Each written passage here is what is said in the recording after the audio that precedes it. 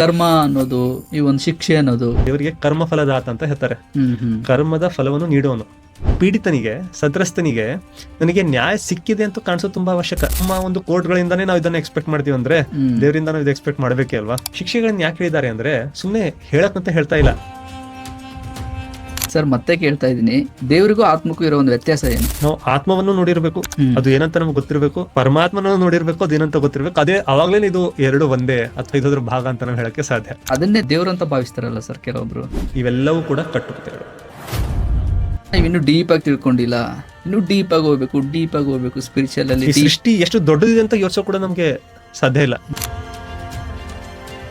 ಪರಿಪೂರ್ಣ ಜ್ಞಾನ ಅಂತ ನಮ್ಗೇನು ಗೊತ್ತಿಲ್ಲ. ಪರಿಪೂರ್ಣ ಜ್ಞಾನ ಹೊಂದಿರೋ ಭಗವಂತನಷ್ಟೇ. ಅಕಸ್ಮಾತ್ ಏನೋ ಒಂದು ನಮಗೆ ಇದು ಅನುಭವ ಆಯ್ತು ಧ್ಯಾನದಲ್ಲಿ, ಹೆಂಡತಿ ಮಕ್ಕಳು ನೋಡಿರಲ್ಲ, ತಂದೆ ತಾಯಿ ಗೊತ್ತಿರಲ್ಲ ಅಂತ ಒಂದು ಎರಡನೇ ಮುಖ ನಮ್ಗೆ ಎಲ್ಲರಿಗೆ ಇದೆ. ಆ ಏಕಾಂತದಲ್ಲಿದ್ದಾಗ ಅದೊಂದು ಎರಡನೇ ಮುಖ ನಮ್ಮ ಮುಂದೆ ಎದ್ದಿಂದ ಬರುತ್ತೆ. ಆ ಒಂದು ಮುಖದ ಜೊತೆಗೆ ಆಡುವ ಒಂದು ಯುದ್ಧ.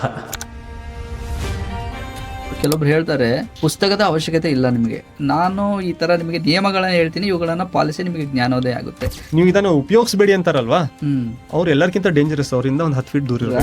ಯಾಕಂದ್ರೆ ಅವ್ರು ನಿಮಗೆ ಕುರುಡರನ್ನ ಮಾಡ್ತಾ ಇದ್ದಾರೆ. ಗುರುಗಳು ಹೇಳೋದೇನು ಅಂತಂದ್ರೆ, ನಿಮ್ಮಲ್ಲಿ ಪ್ರಶ್ನೆ ಹುಡ್ತಾ ಇದಾವೆ ಅಂದ್ರೆ ನೀವು ಗೊಂದಲದಲ್ಲಿ ಇದ್ರ ಅಂತ ಹೇಳ್ತಾರೆ. ಉಪನಿಷತ್ ಅಂತಾರಲ್ವಾ, ಉಪನಿಷತ್ಗಳು ಏನ್ ಹೇಳಿ, ಗುರುಗಳಿಗೆ ಶಿಷ್ಯರು ಕೇಳಿದ ಪ್ರಶ್ನೆಗಳಿಗೆ ನೀಡಿರೋ ಉತ್ತರ.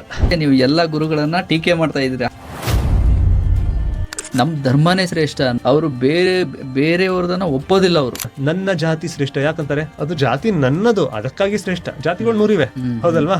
ಎಲ್ಲವೂ ಶ್ರೇಷ್ಠ ಇರೋದಾಗಿತ್ತಲ್ವಾ? ಇಲ್ಲ, ನನ್ನ ಜಾತಿನೇ ಯಾಕೆ ಶ್ರೇಷ್ಠ ಅಂದ್ರೆ ಆ ಜಾತಿ ನನ್ನದು, ನನ್ನ ಜೊತೆ ಅದು ಲಿಂಕ್ ಆಗಿದೆ, ನನ್ನ ಅಹಂ ಜೊತೆ ಅದ್ರದ್ದು ಒಂದು ರಿಲೇಶನ್ಶಿಪ್ ಇದೆ.